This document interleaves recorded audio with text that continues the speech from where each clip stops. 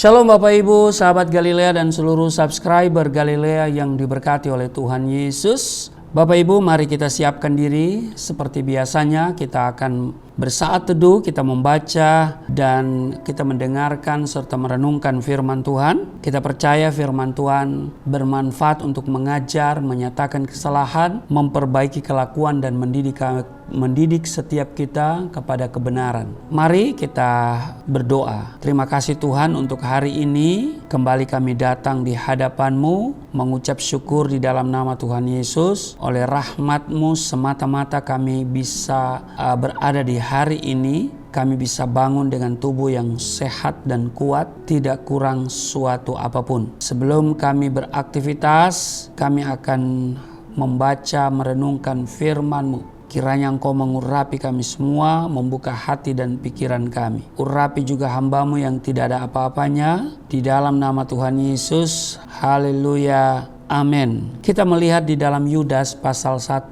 ayat 17 mulai, nasihat-nasihat untuk meneguhkan iman. Tetapi kamu saudara-saudaraku yang kekasih, ingatlah akan apa yang dahulu telah dikatakan kepada kamu oleh rasul-rasul Tuhan kita Yesus Kristus. Sebab mereka telah mengatakan kepada kamu, menjelang akhir zaman akan tampil pengejek-pengejek yang akan hidup menuruti hawa nafsu kefasikan mereka. Mereka adalah pemecah belah yang dikuasai hanya oleh keinginan-keinginan dunia ini dan yang hidup tanpa Roh Kudus. Akan tetapi kamu saudara-saudaraku yang kekasih, bangunlah dirimu sendiri di atas dasar imanmu yang paling suci dan berdoalah dalam Roh Kudus. Peliharalah dirimu demikian dalam kasih Allah sambil menantikan rahmat Tuhan kita Yesus Kristus untuk hidup yang kekal. Ayat 22, tunjukkanlah belas kasihan kepada mereka yang ragu-ragu. Ayat 23, selamatkanlah mereka dengan jalan merampas mereka dari api.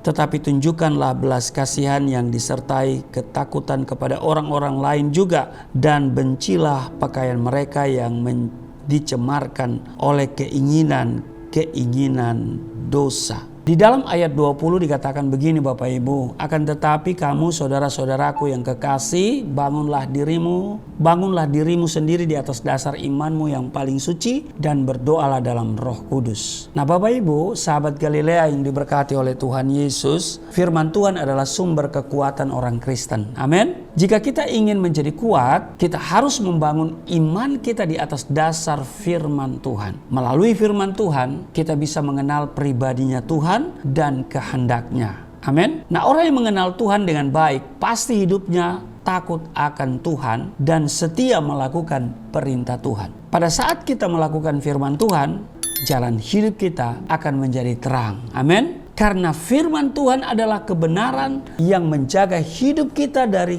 melakukan pelanggaran dan dosa. Mazmur 119 ayat 105 dikatakan begini, firman-Mu itu pelita bagi kakiku dan terang bagi jalanku. Sebaliknya, tanpa ketaatan melakukan firman Tuhan, kita akan menjadi orang Kristen yang kehilangan kekuatan rohani. Orang Kristen yang lemah, hidupnya akan mudah diperdaya oleh iblis. Nah, seberapa besar kita mentaati dan melakukan firman Tuhan, sebesar itulah iman kita akan bertumbuh. Dampak dari ketaatan kita kepada firman Tuhan akan hadir untuk menyertai dan membela hidup kita setiap hari. Amin. Nah, Bapak Ibu, setiap hari kita menghadapi musuh-musuh iman. Persoalan kita akan menang atau kalah menghadapi musuh-musuh iman itu bergantung dari ketaatan kita terhadap firman Tuhan. Tuhan tidak pernah memaksa kita untuk taat, Bapak Ibu. Tuhan hanya mengingatkan saudara dan saya agar kita taat kepada Dia. Taat melalui firman Tuhan dan dengan dorongan Roh Kudus di dalam diri kita. Orang Kristen yang tidak taat selain menjadi lemah juga tidak memiliki kuasa dari Tuhan. Sebaliknya, orang Kristen yang taat akan menikmati cinta kasih Tuhan. Ia pun senang menceritakan kasih setia Tuhan melalui kesaksian. Lewat kesaksian, tentu banyak orang diberkati dan menjadi kuat kembali. Orang yang tidak memiliki kesaksian adalah tanda-tanda orang yang imannya mengalami kemunduran. Orang yang taat akan selalu mendapat kekuatan yang baru daripada Tuhan sendiri. Yesaya pasalnya yang ke-40 ayat 31 berkata begini, tetapi orang-orang yang menanti-nantikan Tuhan mendapat kekuatan baru.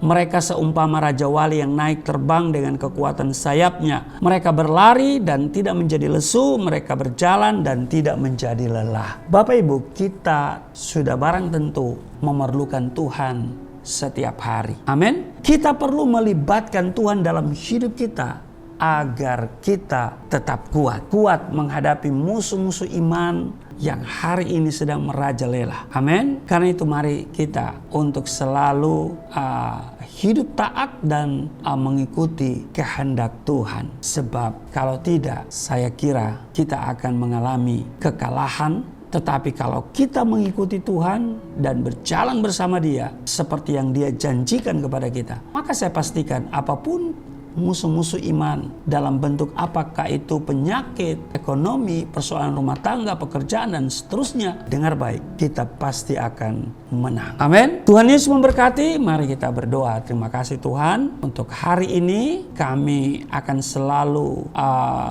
menikmati cinta dan kasih-Nya Tuhan melalui kami membaca, mendengar dan merenungkan firman Tuhan dan juga taat melakukannya. Kiranya hari ini kami sungguh-sungguh diberkati dalam segala hal. Mereka yang setia mengikuti tayangan ini, hamba doa di dalam nama Yesus. Tuhan menjamah, Tuhan yang mengurapi mereka, Tuhan yang melawat mereka, Tuhan yang memberkati mereka semua. Yang sakit jadi sembuh di dalam nama Tuhan Yesus. Setiap mereka yang mengikuti tayangan ini, kiranya damai sejahtera memerintah dalam hidup mereka. Di dalam nama Tuhan Yesus. Amin.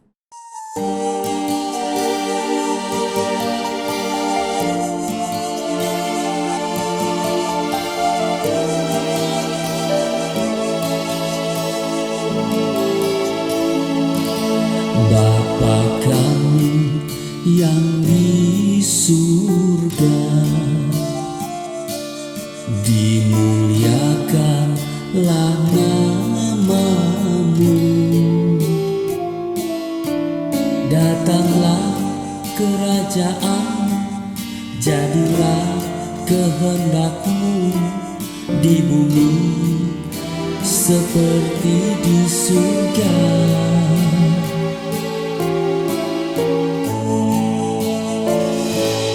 Berikanlah kepada kami